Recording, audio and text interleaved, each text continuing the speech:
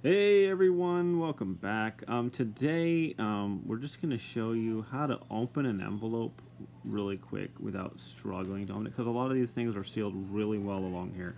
So I mean, if you're going to go like this and then you're going to struggle to, this is just ridiculous. What is happening? Okay, but just to forego all of this picking away and just hit there's going to be a little flap, one end or the other, whichever you start at, and you're going to be able to get your finger in there. And then you just put your finger in there and pull out, and just open that up super quick, like so. Okay, and you're in. Instead of trying, I mean, can you imagine how long it would take if you tried to? Yeah, you'd be here forever. So, just a quick tip: how to open those envelopes with just your fingers.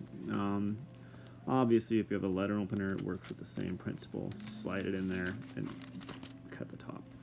Just be careful not to rip anything that's inside, but you can make sure you don't. Thanks for watching, everyone. Have a great day out there.